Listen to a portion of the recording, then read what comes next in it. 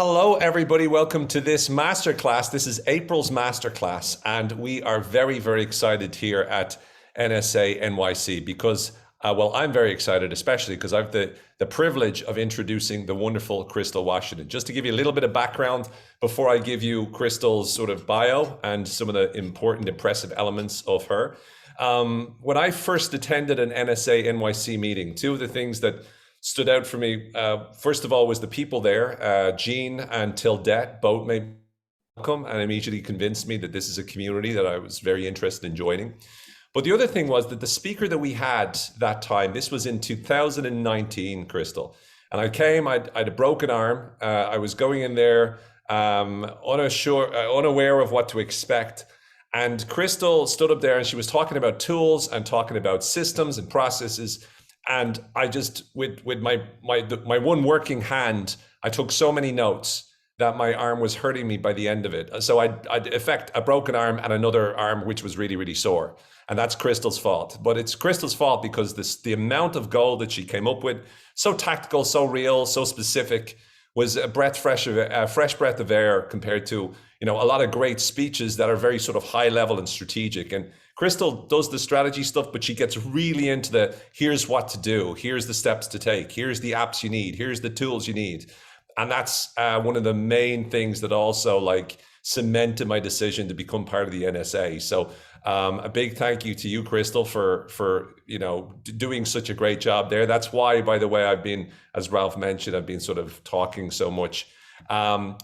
In terms of a bio, just because I want to get straight into this, Crystal Washington, CSP, works with organizations that want to leverage technology to increase products and productivity. As a technology strategist and a certified futurist, Crystal takes complex social media app and web topics and makes them easy to understand and accessible for everybody. Crystal's clients comprise Fortune 500 companies, including Google, Microsoft, and GE. And she's also a sought-after keynote speaker, and she's entertained and educated audiences all across the globe. As a Forbes 50 leading female futurist, she's appeared in numerous publications, including Entrepreneur and Bloomberg's Business Week. She's regularly called on by major television networks as a tech expert. She's the author of two books, more than two books, but One Tech Action and The Social Media Why. Crystal, you are so welcome, and it's so great to have you on the masterclass finally. Thank you for having me. I'm so excited to be back with my New York peeps. So I'd love to start now. And initially, we're going to start with talking about, the tools and talking about processes and systems. Before I get to that, one of the things we just touched on beforehand, you have quite a unique view of the marketplace that you're seeing now. And I would love to learn, because you're obviously one of the most well-known and in-demand speakers in the NSA.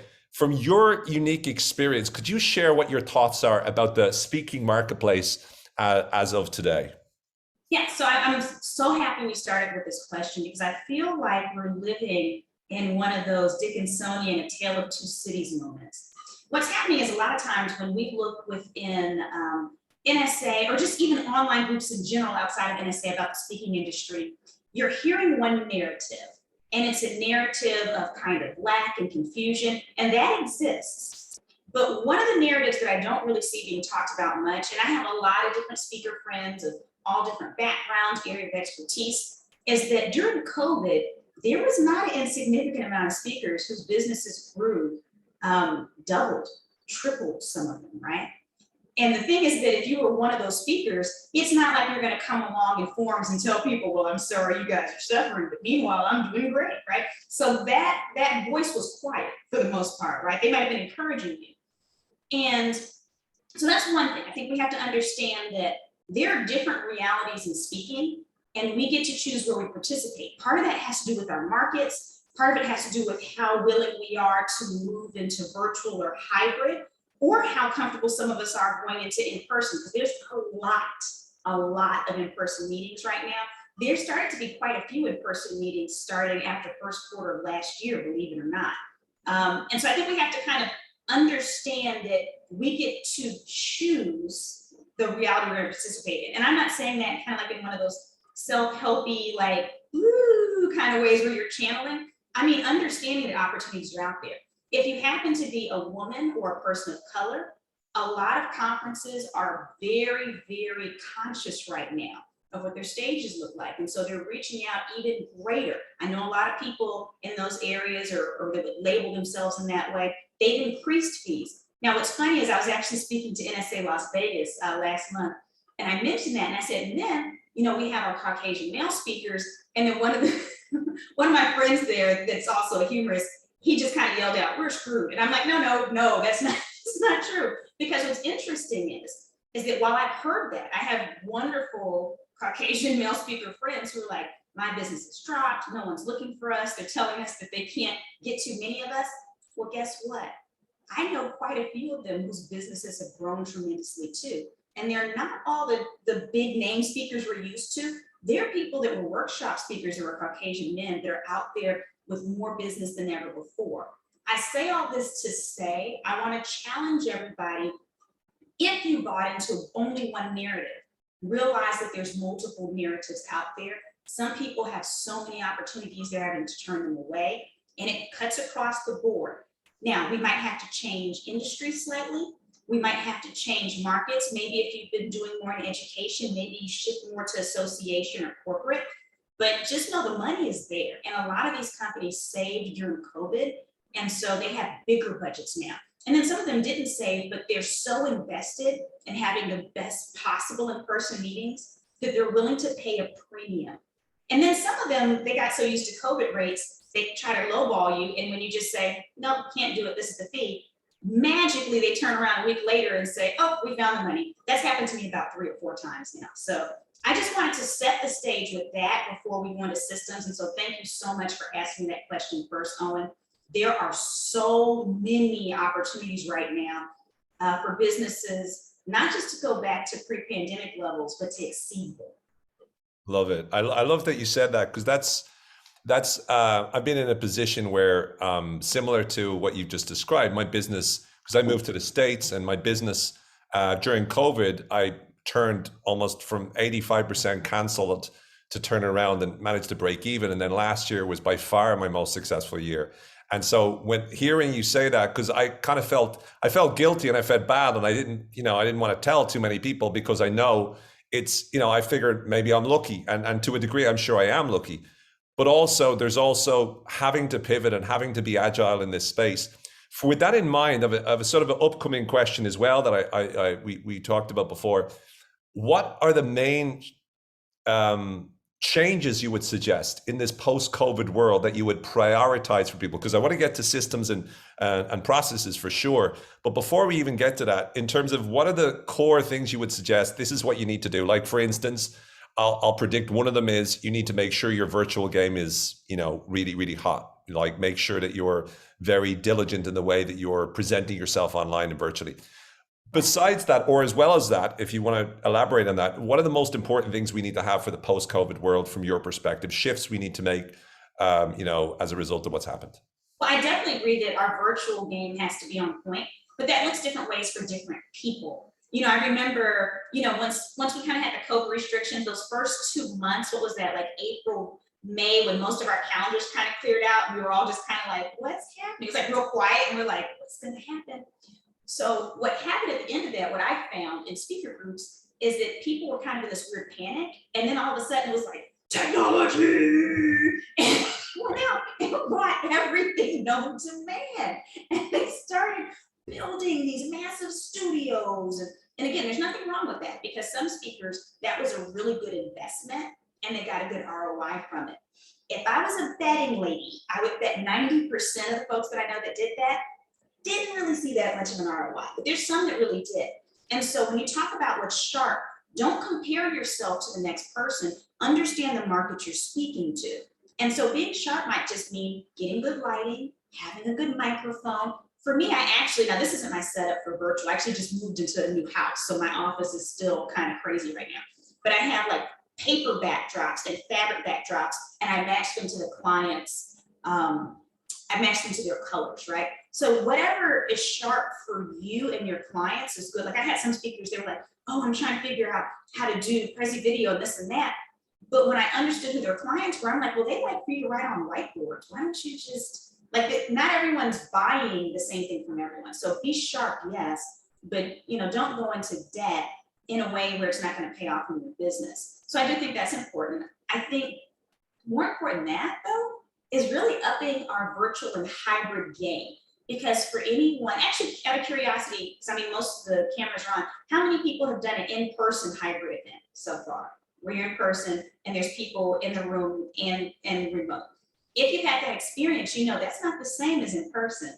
You know, if you want to get both of, if you want to get the people in the room and virtually to participate, you have to start using tools like Poll Everywhere, so you put everybody on the same footing. Or there's other tools. I just threw that out there just as a bonus for you. And the way you present is different because you're going back and forth from the people to the room to identify the cameras. And if they're using multiple cameras, you know, you're changing your eyesight. So just upgrading how you do there, and then virtually to keep people engaged there is hard. And so you change the way I dress totally different for virtual. The things that I do, the types of games that I have are very different. And so I think understanding that we have to have different modes of presenting the same information that are the most effective and being fun. That's why there's a lot of speakers right now that are charging, I'm one of them, the exact same fee for virtual as in person.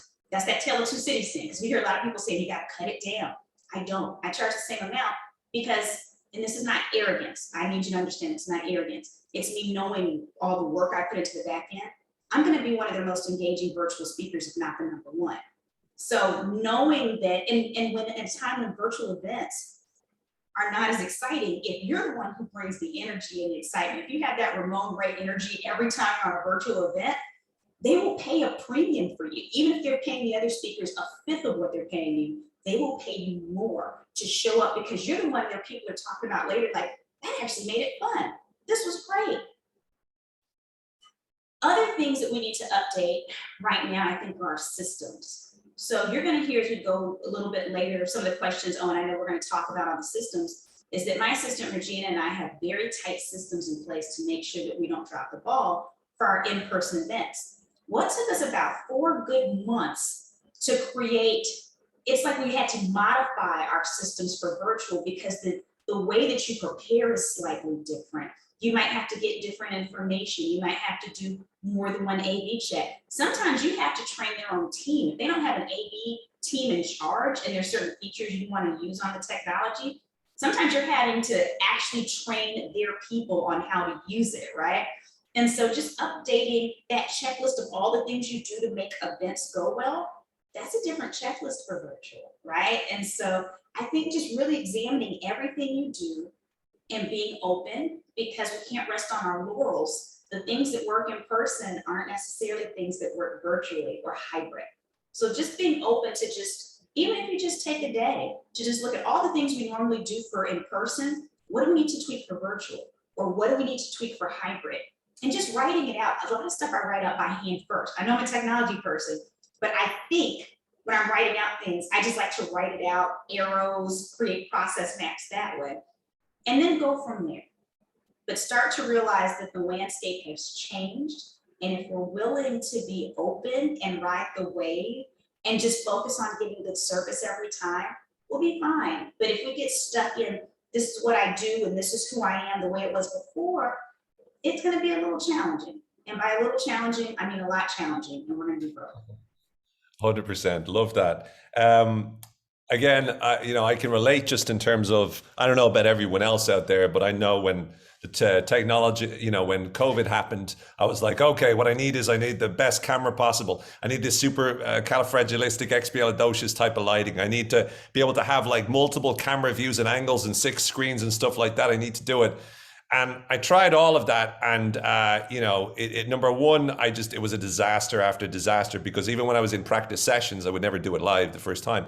But I couldn't get my head around it. There was so much stress. At the end of the day, as you mentioned, Crystal, what it comes down to is getting the basics right and making sure that you bring the energy, as you mentioned, the Ramon Ray energy, the Crystal Washington energy to the table, so that you're engaging from start to finish, that as they're watching you, as they're participating, they're absorbed in what it is that you have to say. And for some speakers, and I noticed like even in some of the influence sessions that were done in 2020, you have the excellent experts in technology who say, look at all the cool things you can do. Just because you can do them doesn't mean you need to. And if I can just share right before we get to the next question, sure. It's important to recognize We can only do one thing well. When you're in person, you are the talent, you're delivering the message. That's your role. You are not AV. You're not the AV department. And so if you in a virtual setting decide to create so much technology and you don't have a helper. So here's the thing, you can have all the technology if you have someone else running it. But if you're sitting here with your switcher and with the lighting changing and doing all that yourself, you're now doing two jobs inferiorly. I might have just invented a word, I don't know. And I don't normally say things like that in your face, but you can't do those two jobs 100%, you can't. And so the attention that's going into being the producer is taking away from you being the talent that's communicating. Or the information, although that's what we're hired for, if you being the talent means that you're not being the best producer. So either you cut down the technology to something you can manage easily yourself, where it's not draining, or you have someone else that's running the technology for you. Love it. So based upon getting other people to run things for them, one of the things you just mentioned there is your virtual assistant, Regina, who I've been lucky enough to talk through via email. And Ramon here says the Batman and Robin is the way Ramon describes it. Before we get, because I really want to talk to you about a virtual assistant and about the value that, you know, that can happen when you do have someone extraordinary that you work well with and you've organized it. Before we even get to that though, let's get into processes and systems, because to me, they're the things that I really know that it's not a strong point for me that I've been really working on for the last couple of years, bringing in. From your perspective, just the first question would be, why are systems and processes so important for your speaking business, Crystal? Systems are freedom. And they're not important for my speaking business, they're important for my life. So I'll give you an example. You know, most of my bills are set up on auto pay. And the way my husband and I manage things is very different, and that's okay, we work differently. But while he takes a couple of hours a month to pay the bills that he pays, mine are automatic. I just check once a month to make sure the right amount of money goes out. So that's 2 hours that I can devote to my business, rest, or spending time with my family, right? And so when we have systems, when we automate, when we have people we depend upon, it frees us up to do other things.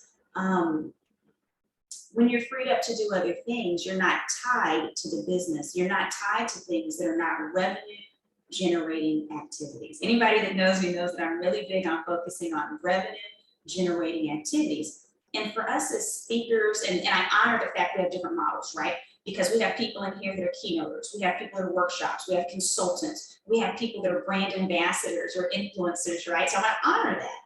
But no matter what, for us, revenue generating activities are relationship-based activities. That could be sales, those sales calls, or outreach. That includes developing content and continuing education so we stay sharp on our topics. And it includes actually developing content. Those three things are what makes us money. All that administrative stuff does not make us money. And so when let's say your hourly rate, when you plan it out, let's say that it's 10 pineapples. If it only costs you 1 pineapple to pay someone else to do an administrative task and you're doing it yourself, you're overpaying by 9 pineapples. That is a waste of resources. That is a waste of opportunities. And I know for me, one of the things I say every morning is kind of part of my daily meditation, devotional motto, whatever, or mantra, is I say that I'm a good shepherd of resources, right? And so if we're focusing on our time on non-revenue generating activities, we are not being a good shepherd of resources, because now we're overpaying, we're cheating someone else out of an opportunity to earn revenue or for their own families, right? And then we're stealing from our own families and friends or selves that need rest, or clients that need more of our time for creative things. So that is the reason why it's important. And then lastly, raise your hand if any of you, and it doesn't have to be you, let's say we're gonna speak about our friends, okay, not us. How many of us have a friend that's a speaker that can't take a vacation? Or when they do, they have to check work all the time. Not as a friend, right? So if you have systems, that's not your problem. My favorite thing to do is to take vacations in the middle of the Amazon rainforest. I'm hanging out with the locals there, and pythons and tarantulas. There's no electricity, there's no running water, there's no internet. But I can do that for a week, 2 weeks at a time in return, and my business, nothing skips a beat because the systems are in place, and then I have someone to work the system, so it's foolproof. So if you want to be able to even take vacations, and again, I don't believe in taking vacations with, like I have a little nephew and I take him once a year wherever he wants to go. His favorite place to go is Puerto Rico. I'm not checking emails when I'm with this child. He deserves my full attention, right? And some of you are parents. So systems give you freedom in all areas of life. And that's why we need them. Love it. You know what I never really hear is what you said there about you're stealing time from your family, you're stealing time for your, which is spot on. But you know, everyone frames it in, you know, you save time, blah blah blah. But I love that reframe on it. I think that's wonderful. And you're cheating also folks out of an opportunity to be able to earn some money as well. Like I think that's novel and that's very powerful. With that in mind, then, what are the kind of systems, Crystal, that you should be looking at setting up in your business? Again, you're a speaker. What are the kinds of systems that you would say these are absolute, like critical, essential ones? So I'm going to say before we get into this, I want to encourage them to start where they are. Because as speakers, we hear other speakers, most speakers have two types of expertise. They have that front-facing expertise that we give to our clients. And then most of us are masters of something on the back end, right? Like there's those friends who are like, how do you do your systems? Or how do you do your marketing? Or so we all have this back end piece. So mine just happens to be systems. But what happens is when we hear each other, a lot of us start to beat ourselves up and like, oh, I have so much work to do and I need to do this, this, and this. So I want to start off by saying, do not do that. From what I say today, if something calls to you, pick the one thing that is either the most important or that's the easiest to get started on now and take a step towards that. So don't get overwhelmed. We're going to talk about a lot of different things, but treat it like a buffet. Hopefully how most of us treat buffets. Don't eat everything at the buffet. If you eat everything at the buffet, I'm not judging you, but let's not do that here, okay? So just choose what you want. But the systems you absolutely need. One, I believe in event management systems. I think that is the base. So for me, I use eSpeakers. Most speakers within NSA, to me, eSpeakers is easily the most underutilized resource. eSpeakers will allow you through their calendar function to manage the entire back end of your business. I need to repeat that again. It will allow you to manage the entire back end of your business. How many of you right now are using eSpeakers to manage your business, like the event calendar feature? Raise your hand if you're using it to manage your business. Okay. So what eSpeakers allows you to do is you can add an event, and it has a few different features, but one of the features is you can create there's activities lists. So think about it now.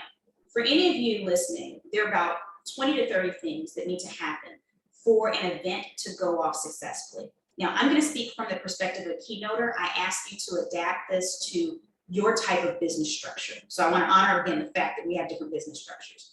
But there's maybe 20, 30 things that need to happen for your workshops to go off without a hitch, or your consulting contracts, right? From sending the contract to receiving the deposit to having a client call on more specifics to maybe surveying some people that are going to be in the audience, booking flights. All these things need to happen. You can create a master list in eSpeakers where you say that, let's say you book your flight 45 days before event starts, right? So you create this whole list of all those things when they need to happen. And then when an event is put into the system, it automatically updates all those things on the master list to the real dates for that event. It's very easy to track activities needed for an event on a spreadsheet if you're only doing 4 events per year. What happens when you're doing 65?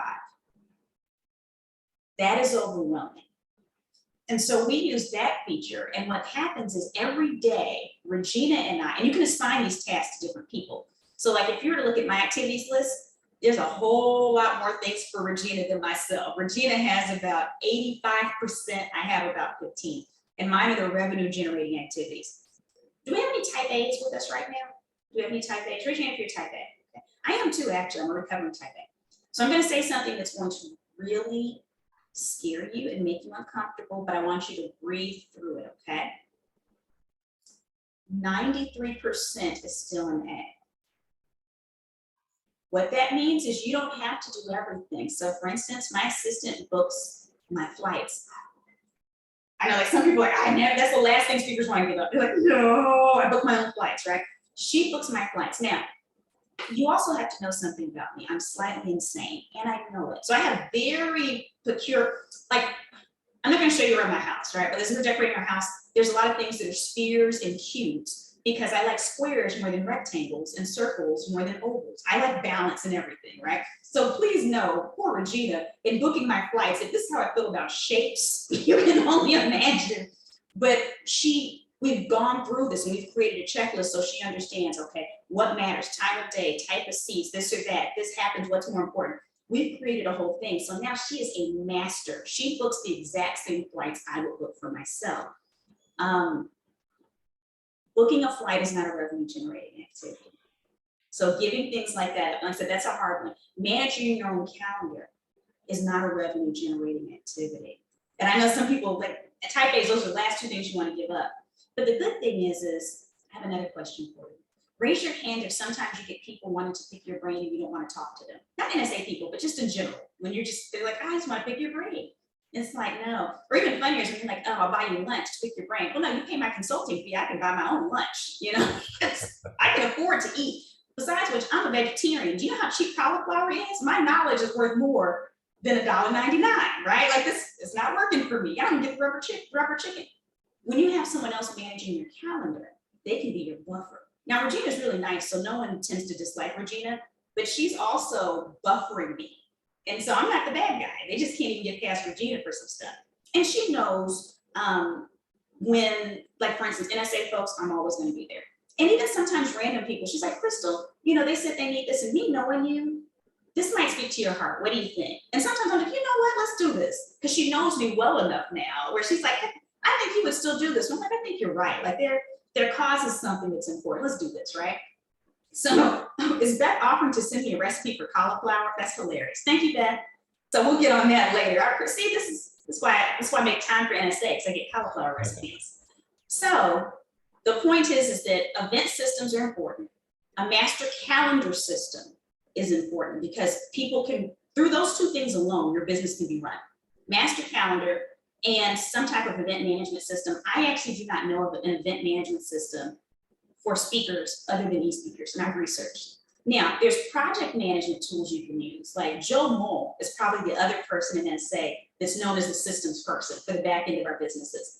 And he uses more project management type software, and that works great for him. Me, I use more event management software, but he also does consulting in different types of business as well. So something to keep in mind. But you want something that, one, is going to list off all of your activity items so you don't miss things, and two, that's going to manage your calendar. And eSpeakers speaks to iCal, Google Calendar, Outlook, those three main ones, right? So those are the two biggest ones. Other than that, and I know you've had speakers on this one, we're deep, you do need a CRM, a customer relationship management system, because our relationships are our business. I don't think there's anything more important other than our IP in the speaking business than our relationships.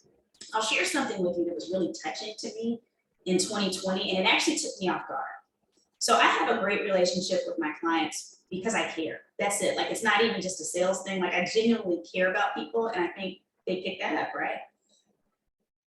Imagine my surprise around May and June of 2020, when I am positive that 2 to 3 of my clients created events to make sure I was still making money.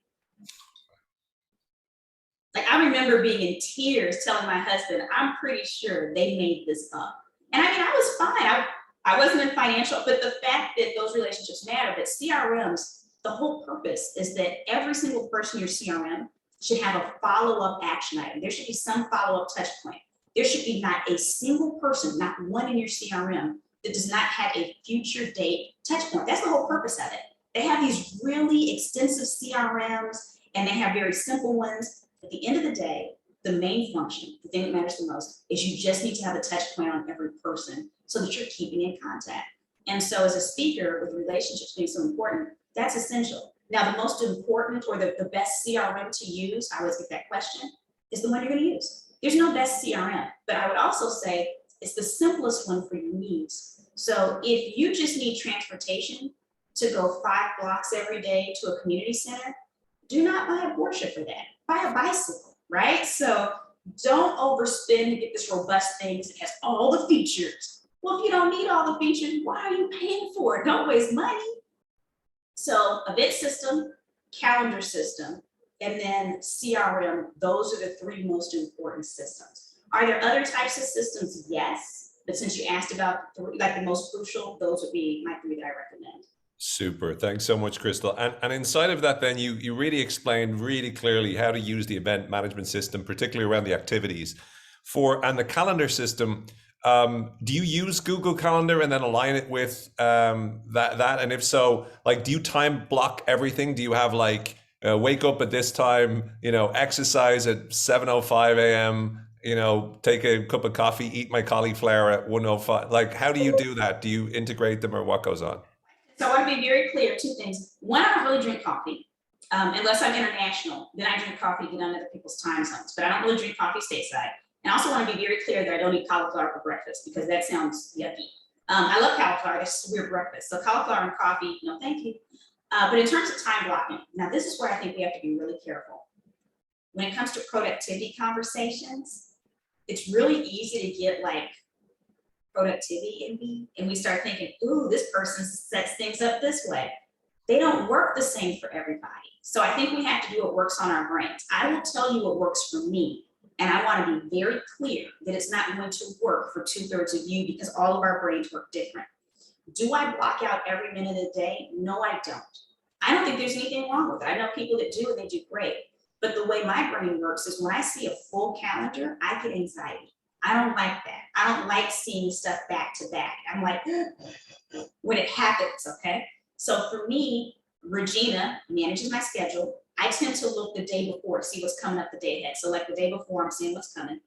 I see what my meetings are. So like this is on my calendar. The client discovery call I had earlier, I was basically closing a piece of business for one of my bureau partners. That's on there. My flight later today, that's on there, right? So those are the things that pop up on my calendar. I can also see my husband's calendar, just because sometimes that's helpful to be able to overlap for different things. But for me, my daily to-do items, I create a task list. Now, again, this is how my brain works. It might not be how your brain works. I like to check off things. I feel good when I check something, right? Now, mine is digital. Some of you might even prefer paper. And I use Evernote, even though there's apps just for checklists and day management. And the reason I use Evernote is because I use Evernote to organize so much of my documents and other things and notes, conversations I have with clients, that I believe in using as few tools as possible. So if one tool does multiple things, I would rather stick with that than to also then add a specialized tool that only does one of those things. And so through Evernote, every morning I create, it has the date, April 11th, 2022. It has, first I do an audio note every morning, captain's log. I woke up at this time, I'm feeling pretty good. I used to try to write it out. That's not me, but I can verbally say things. This one I'm looking forward to today, I'm kind of feeling this way. So if I ever need to revert back, I can do that. Then I have a checklist of things that need to happen every day.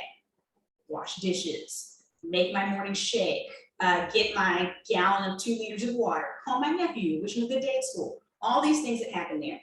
Then I have underneath that, it's home, the little things I need to check off to do at home, and under that, work, and the little things that I need to accomplish for the day. And then underneath that, future work. And so you know how sometimes you think, I need to do this, I need to do that. Well, if you put that on your checklist for today and don't do it, then you feel like, oh man, I didn't accomplish it. But if you know you want to keep it top of mind, but it's not necessarily something you need to do today, then I put it there. So again, that's the way I organize. That may or may not work for you. You go off of how your brain works. And for me, I just like being Evernote, and as I do stuff, I'm like, check. And I feel like I've done things. I'm like, yay, I've done stuff. That's my way, not the way. Great. And in terms of then because I think there's a fine line, like on the one hand, we learn from you some things that you're exceptionally good at this. So if we can learn some of the things that you do, like obviously, being a vegetarian isn't going to be as beneficial as some people would hope. And that's what I see a lot of times is like morning routine. Well, I breathe 6 times deep breaths and I'm a billionaire. Okay. Well, strategy to become a billionaire, breathe 6 deep breaths. But on the flip side, there are still certain things that are best practice. And to me, it's more so your entire mindset and the way you tackle it, having the lists like that. In terms of, I would love to ask you if you could share a day in the life of Crystal on a speaking day and then a non-speaking day. Just once again, not saying that everyone's going to have the same thing. Obviously, you mainly do keynotes and whatnot, but for everyone out there, I think there's some great insights along the way of understanding what a typical speaking day looks like for you, first and foremost. Okay. So as we get into the day of the life, I also want to point out something about me. I'm a big picture person that's able to create systems and go micro just so that I can set it up, put someone else in charge of that machine, and then go back to the big picture again. So I want to be very clear. I operate better in a state of a little bit of chaos, or maybe chaos isn't the better word. Maybe it's unpredictability. Maybe it's because I'm a futurist. My whole thing is about change and has to change. But I don't like for things to look the same all the time, right? So I set up the systems so that I can do this. Days that I'm speaking, it's very rare that Regina gives me an appointment on a day that I'm speaking. Like, let's say I'm speaking at 1 p.m. It's very rare that Regina will schedule any type of client appointments to talk about content or anything like that. But occasionally, like maybe someone's interested in hiring me as a speaker, and it just makes sense because it's about time. You're trying to get in there as soon as possible. So when I call and they're not available, and they email me saying, "Hey, we have to set up the time because I have one other person that's coming," that's when I'll end up with a meeting on the days that I'm speaking because it's time sensitive. But otherwise, I don't like anything else on my agenda the days that I'm speaking. I wake up, depending on the time that I'm speaking, I do my AV check. Sometimes I listen to sessions before mine if it makes sense. And that way I can kind of tie in my material to something I've heard earlier. Now, I'm going to be very honest with you. I don't sit through a lot. Like, I know some speakers, they'll sit through the whole day. I will feel like I'm dying a slow death. The way my attention is set up, I'm like when people are like, "Yeah, you sit there for the whole conference." Real speakers do that. I would be terrible. I have no energy by the time I get on stage. So I'll peek in. I might listen to one session or pieces of a couple sessions, go back to my room, meditate. I'm real calm for in-person speaking stuff, right? It's all about the calm, the energy, the channeling, all that kind of stuff. I might work out that morning. I eat usually, I'll have like my morning shake. I do protein shakes. I don't normally eat before I speak, like eat solid food, because my tummy just tries to make me as light as possible. So, for me, it doesn't work, right? So that's pretty much a day in the life of me speaking. I normally leave after the speaking engagement, but not like right after. If I can schedule it so that I can stay a couple hours later, network with people, answer questions. Sometimes I'll even stay for evening receptions. I'm not as likely to go to receptions the day before unless I'm doing like some major reconnaissance work and I can get in early enough and I'm trying to kind of get some information. But that's pretty much a normal speaking day. If it's virtual, it's a little different.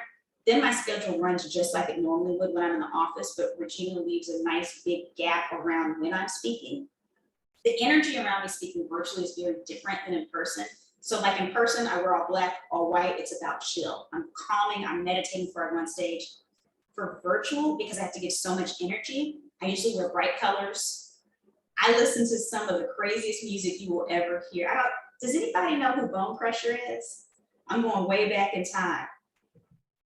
So he's like a rapper out of Atlanta that was out when I was like in college. So I'm listening to him and like Ludacris, just really loud, just So when I take the virtual stage, I'm like, because I can't generate the energy Ramon does without some help, right? So I need some help.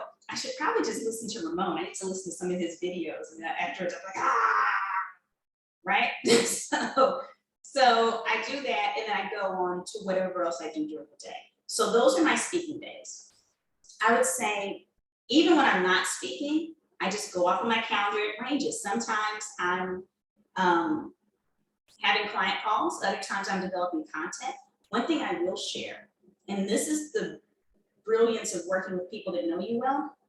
About a year ago, Regina said, "So you're going to start taking Fridays off for meetings." And I was like, "What?"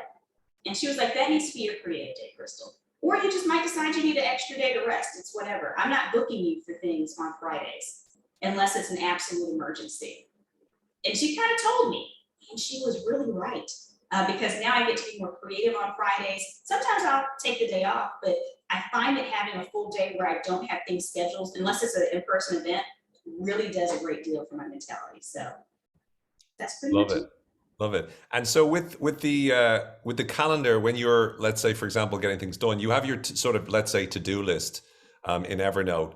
Do you align that with the calendar? Do you align that with e-speakers and those tasks that are assigned to you? How do you sort of connect the three? Now, so e-speakers pops up email, and I just go to e-speakers and check those things off. Now, e-speakers will be one of the items on my daily to-do list under work. So I get to check that off on that one once I go into e-speakers and check everything off there. I do not add my meetings into here because my meetings are raw. For me, the calendar is my Bible. And e-speakers even plugs into it. So my events show up in here too, right? So this is the Bible. The checklist is the other things that I go through, and the checklist leads me to go to e-speakers and the other systems. Great. And last question on sort of systems and processes would be, how do you set the systems up in the first place? Like you kind of alluded to it when you talked to Regina, you do a big long checklist and it took you a few months for you to be able to figure out virtually what you need for that. But how do you, like, where do you start? You kind of alluded to like making sort of like on paper. Could you just expand a little bit more about how do you become better at setting up systems and thinking in that way? I think you start thinking about, you can look at it two ways. One way, depending on the type of system you're developing, is what are the things I keep doing over and over again? Like, what are the things I know need to always happen in this area of my business? Or at home. I now have a personal assistant, and I basically systematize my home life as well in a wild way. If we have extra time, I can share that too, because it's freed up a lot of more creative time for my business. So you can do it based on what am I doing over and over? Okay. So then how do we create this into a system so I'm not doing it? So someone else can do it, or so that some type of technology can do it. The other thing is kind of like this dream map, right? Where you're like, you know what? I want clients to just love me that much more. What do I need to do to make this happen? Or the activities list. If I were to talk about like the perfect from start to finish white glove treatment for my clients, what would that look like? And you're writing out all those things. And it might end with you sending them a customized gift with their name on it, right? I'm a big fan of sending clients gifts that reflect them and not us. I don't send out things with my logo on it, right? So think about all those different things that mean something and that would make it go off without a hitch. And it's okay to keep tweaking as you go along. But like Regina, my system is pretty amazing. Like even in the beginning, when she's introduced to the client, she has this email saying basically, hello, I'm Regina, I'm Crystal's business manager, and I'm here to help you. Please know that we already have a system in place to get you everything that you need on time. Everything from sending you AV information to booking your flight to scheduling follow-up talks. However, if you need anything if you need anything from me before I'm triggered to connect with you, I'm always here to help. I'm one email or phone call away. Just reach out and let me know. So what happens is clients then sit back and think, oh, I don't need to ask about the AV list, or I don't need to, they're gonna have all this done. And so they trust the process. We even had clients ask Regina, can you just kind of send us a copy of your process? Because we want to emulate this on our end for all our speakers. This has been really seamless.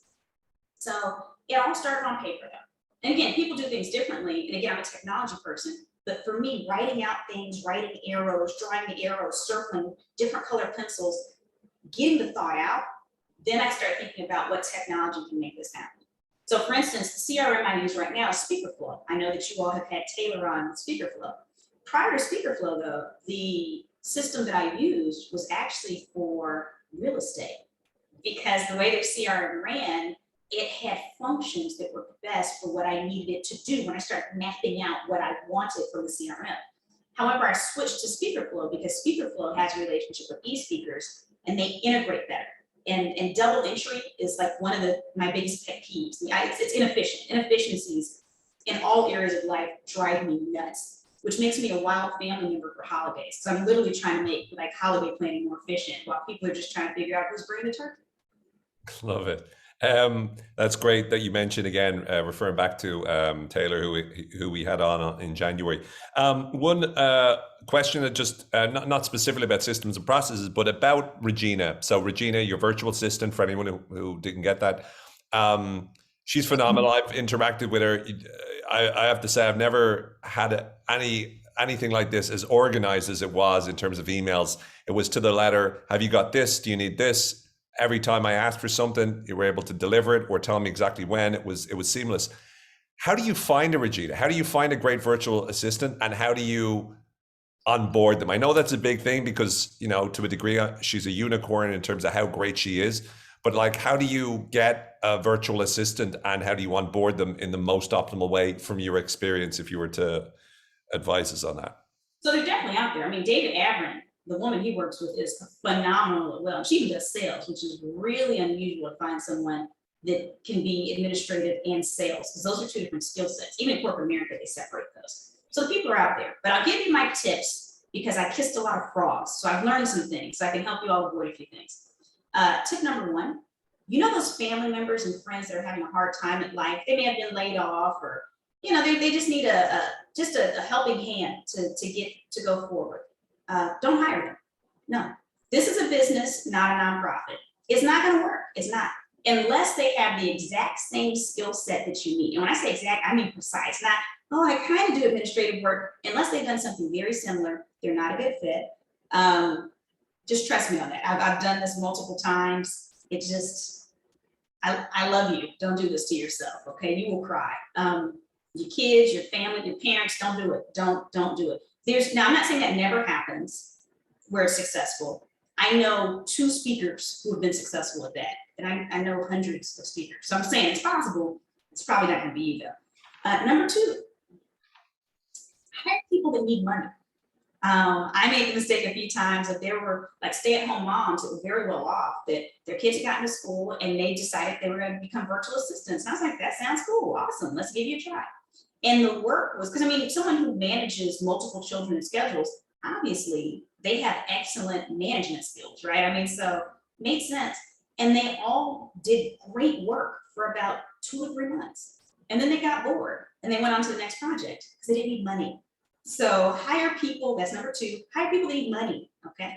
Number 3, understand the difference between an order taker and a solutions provider. There's nothing wrong with someone being an order taker, okay? So this is not me saying anything negative or disparaging around anyone, but someone that you pay $15 an hour to is going to be very, very different than someone who you're paying $35 an hour to. Someone that you're hiring as a VA for $15 an hour, I'm speaking in generalities, but this is going to be pretty true 99% of the time. If someone's accepting $15 an hour as a virtual assistant, you're going to have to tell them everything they need to do precisely and monitor everything they do. It's actually faster for you to do it yourself. So you're not saving money at this point because you're babysitting someone. If you're paying someone $35 an hour, now don't get me wrong, there's sucky people that charge $35 an hour, but in general, this is someone that's a decision maker, that they're not only just working the system, but they can suggest improvements. Well, have you ever thought of this? And Ralph, maybe we should do this next time, or Mike, if we were to do this way, it might be better. Or maybe they noticed that, one of your flights was canceled before you did. I've had that experience where, things are going wrong. I'm on stage. I don't even know these things are happening. And Regina's like rebooking hotels and stuff for me while these things are going on. She's rebooking flights and things. That's not what you get at $15 an hour. Those are usually people that are used to being told exactly what to do. And they're not even comfortable going outside of that because that's not historically their function within their business.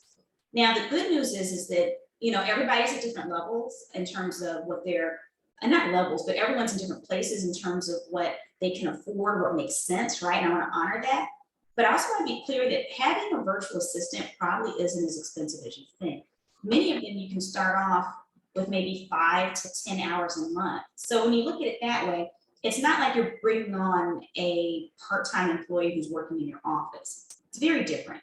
Even Regina now, on my busiest months, and I mean, sometimes I have months where I'm doing 2 to 3 cities a week, then maybe she's working 5 to 10 hours a week. But it took us years to get here, right? So for most of us, it's going to be less than 10 hours a month to manage the systems within our business. But the systems are important. So for instance, I mentioned e-speakers. When you put in an event in e-speakers, it not only gives you the action list, but you can upload your own templates. So let's say you have your own contract, right?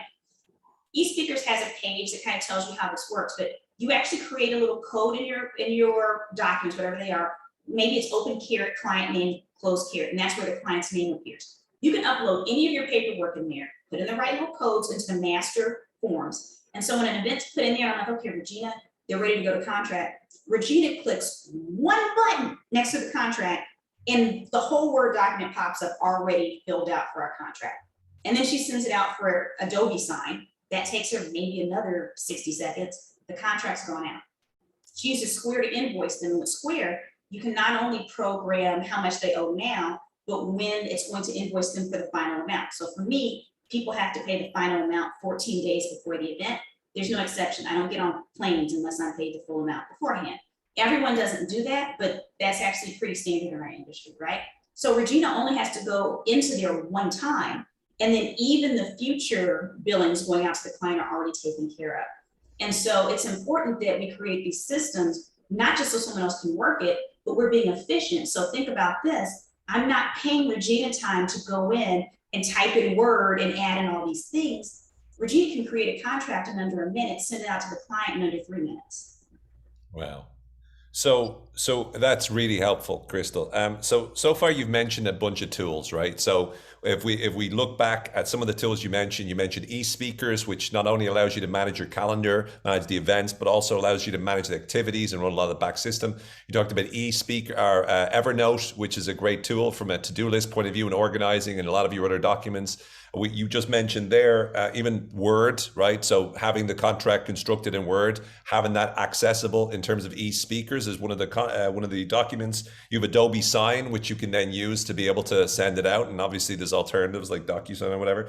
And then there's Square, which is a payment gateway, which allows them to be able to pay, allows them to be able to pay you quite straightforward. Yeah.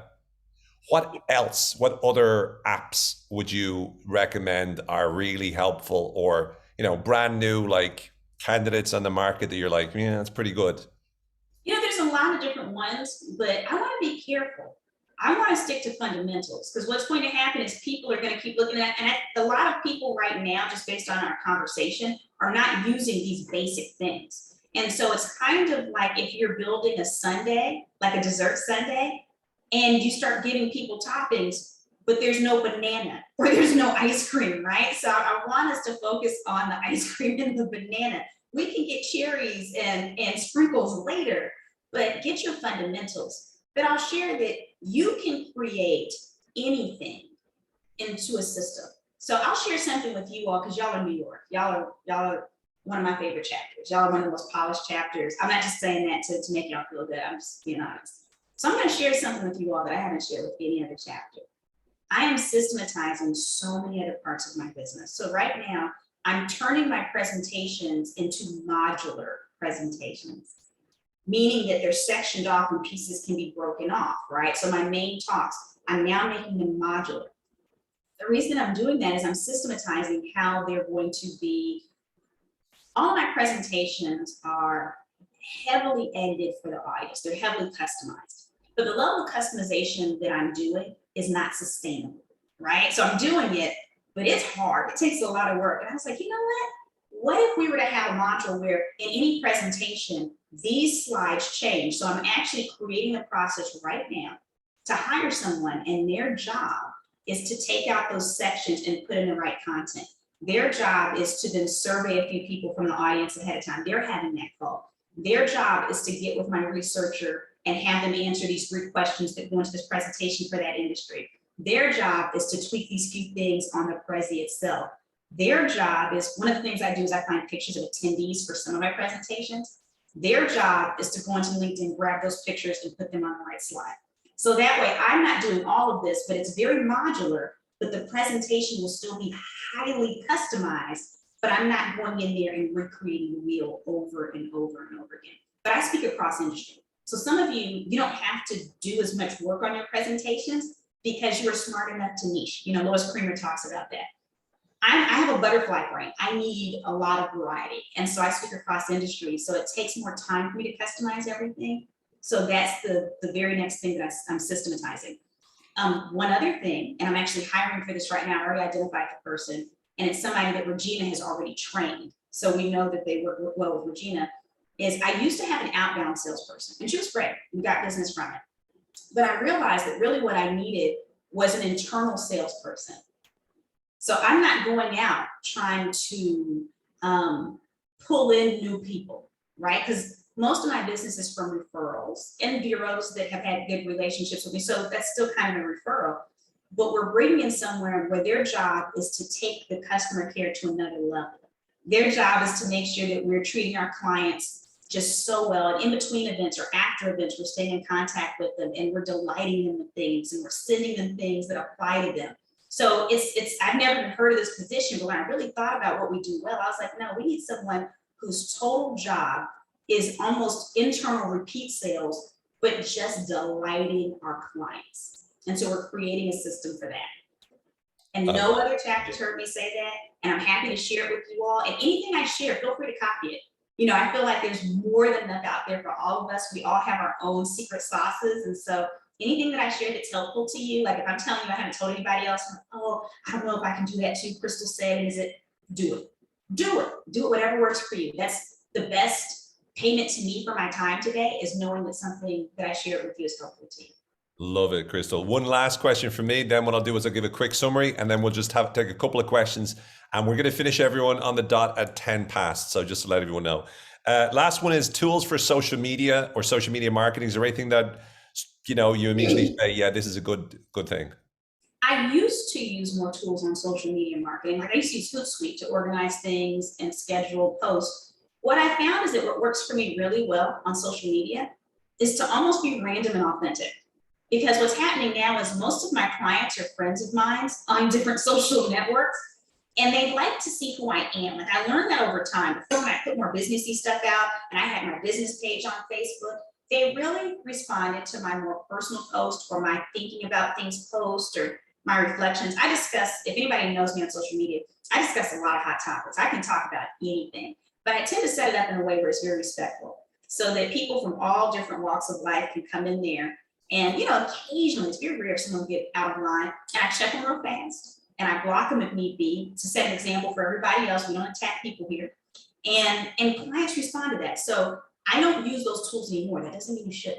Now, I do use videos, and I'm really good at knowing how to optimize those because I paid a specialist to teach me how to optimize my videos for search. But in terms of planning out content for like LinkedIn and things like that, you know, I know this is like one of Beth's areas of expertise. Talk to Beth. And it's a great way to get business. I think it's just one of those things where, like I said, we all have our own secret sauce that works. And so we do what works for us. But I think it's extremely important for some folks. And if someone needs that, you should talk to Beth. Love it. Love it. Great. Thanks very much, Crystal. That's super. And shout out to Beth as well there, the expert on LinkedIn. So just to go in, do want to do a really quick recap of what you've said, and then we'll open up. So please type your questions in, and we'll also, you know, you can get you to unmute. Crystal started talking about the decision that we have to make about choosing our own reality. There's an opportunity there. It's a narrative not really presented much in the marketplace. Everyone's talking about how difficult it is. As Crystal was mentioning, there is an opportunity for us to be able to grow. A lot of businesses have done a lot better, and we need to figure out how can we do that? How can we make our businesses even better as a result of COVID, not in spite of it? One of the ways to be able to do that was also to be able to set up the systems. We also talked about being ready. What are the changes and adaptations you need as a result of COVID? Making your business more virtual, being able to be in a position where you can do hybrid in a great way. And that doesn't mean getting all the bells and whistles. One of the things that Crystal mentioned a number of times is start from where you are. Don't try to make everything perfect in every single way, even if you're type A. Instead, get to the point where you're observing what is needed. What does the customer or client want? What's most important for them? As Crystal mentioned, revenue generating activities. That's one of the things she's mainly about, making sure that you can create these systems to free up your own time, to make it so that you're not doing the same things over and over again. And so you can bring in someone to do that so that you can focus on the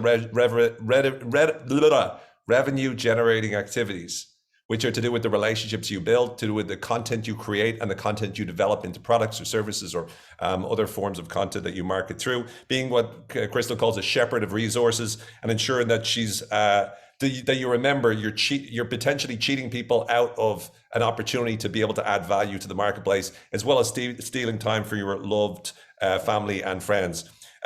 What are the kind of systems? Crystal mainly focused on the most important three: event management system, calendar management system, and a CRM. And we went in depth in terms of the event management system, which Crystal uses e-speakers, the activities piece, where she has a list of all the different things made with like 45 days before an event, 30 days before event, 10 days before event, and making it so that all you have to do is change the actual title of the event and the date it's on, and all of that gives you exactly what you need at that moment in time. Also, Crystal uses Evernote whenever she does a lot of the to-do lists, like the daily tasks. Again, you can use anything. This is just what Crystal mentioned. In terms of how a normal day goes for speaking, Crystal, it's mainly stay calm, avoid all the other stuff you have to do, and just focus on the topic, and to be able to just be in the moment there. For virtual, like a normal day, except Regina leaves space before and after Crystal's virtual sessions, so she has time to decompress and to focus on the next thing and prepare accordingly. It's also important to make sure you're bringing as much energy as possible to the virtual session, whereas a lot of times in person, you can be a lot more calm because once again, by the very nature of your presentation, it's still going to be full of energy. How do you set up systems? Again, we begin with Crystal saying, what can you do over and over again? What do you do over and over again? And starting there, Crystal uses pen and paper. You can use anything you like. But another question to ask is what activities would make my clients absolutely love me? What Crystal called the white glove approach, where you customize it to them and you surprise and delight them. I asked about hiring a virtual assistant, as amazing as Regina. 3 pieces of advice. Number 1, don't help friends and family who are in need. It's not a charity. You need to make sure it works. Hire people who need the money. So it's not just, oh yeah, well, if I don't do it, it's no big deal. And lastly, make sure that you know the difference between an order taker versus a solutions provider. And then finally, we kind of looked at the apps to use. We looked at eSpeakers, SpeakerFlow, which can be good as a CRM, which integrates well with eSpeakers, Evernote, as we mentioned, Adobe Sign, Square, all these different tools. But as Crystal mentioned, stay with the fundamentals, stay with the most important ones, and some great insights there about certain things that only us have learned to know. Well, first of all, social media. Again, Crystal's approach is more random and responding. But 2 things that Crystal mentioned that she just shared with our chapter. One is on modular approach to presentations, so breaking the presentations down into the different components to make it easier to spread around and adapt it perfectly and customize it for the clients. And then also an internal salesperson whose main job is it to work and ensure that the experience for the clients are exceptional. So that's the some of the important elements there. Let's just go to the questions. And apologies if I forget anything big there in that thing. Could Crystal please address the issue of 2 admins, one to help with technical things and one to help with schedule, back office, et cetera, said Ramon. I think it really depends on your needs. For my particular uses, Regina actually does both, but that's because she has a background in web design. And Regina's actually on here right now. Y'all might see her, Regina Baker, she's right here. But she has the skill set for both, but that's not standard. And so I do think you need to have someone who's almost the office manager, and then everyone reports to them. You don't want to be the central figure and that spoke for everybody, because that's inefficient. You need to empower someone that has the big picture of the business, and then they can have the web person, oh, this is what needs to happen, or this is what needs to happen over here. So you can have all different types of assistants for different things. Some people have people to help them develop content. Some people have researchers. But I would say really sit down and write out your organization chart to figure out who reports to who. Because what you do not want is 5 or 6 different people coming to you like, mommy, I need this now, mommy, or daddy. It's too much, right? So one person that's your main contact, they make things happen through the other spokes, or maybe 2 people they're your main contact, depending on skill sets. But you really shouldn't have more than 2 people reporting to you. Everyone else should be reporting to them, my opinion. Now that's my way, not the way, but I do think it's probably a really efficient way. Love it. Lenny asked, well, the answer, I think we know this, Lenny, is for the contracts filled, so the open fields are automatically filled in, let's say by an XXLS form, or is Crystal referring to the Word template .x? Pretty sure it's the Word template. Yeah. Anybody else with questions? I think Tony was asking about the qualified VA. I think you were mentioning, look for those things. Is there any places you would go, like, actual websites, Crystal? So there's websites like Upwork where you can find people, but honestly, your number one resource is with NSA, specifically NSA National, because most people, if you have an assistant that's doing a great job for one speaker, they might have capacity for additional, and they already understand the industry. What you don't want to do is, if you can help it, work with someone who works across industry, because now their attention is split, right? If someone's working with someone that owns a shoe company and it's too much going on, but I would suggest going into, hopefully everyone's a member of NSA National. If not, I strongly encourage you to do that, because it's all the magic of NSA New York, plus way more people from different parts of the country. So it's a even more robust network than the one you already have. We're expanding on it. But ask them, hey, does anyone's assistant have any additional capacity? These are the types of things, be real specific, that I need them to do. And then another speaker will say, oh my gosh, this is exactly what my assistant blah, blah, blah does. Yes, she can take on an additional speaker or two. Love But it. you can use tools like Upwork or Guru or any of those as well. But why not start with the family? Well, wonderful. And also, for anyone's interested, Regina Baker, who's on now, she actually also can teach or train your virtual assistant to be optimized for speaking as well. So that's also a great resource that's possible. Let's take any other questions from anybody. We'll take one more question if that's cool. Has anybody got a question for Crystal before we let her go? I feel like everyone's brains are like, okay, so I suppose have one. I'm typing the chat. Yes, of course. Hello? Oh, I can just go now. Yeah. So you, Crystal, hello. You mentioned in the beginning that there's a lot of demand for diverse speakers right now. So I'm wondering if there are any resources available for like mailing lists or Facebook groups where they reach out for people looking like that. I'm not really seeing that. I mean, I would say update if you're a member of National, make sure that you update your eSpeakers profile. So with eSpeakers, if you're a member of National, you automatically get a listing on eSpeakers. Both event planners and bureaus look through eSpeakers, okay? So make sure that you update there, put anything about your topics, let them see what you look like, that kind of stuff. I don't really lead with the fact that I'm an African-American woman, because I feel like for my topic, I can go up against anybody.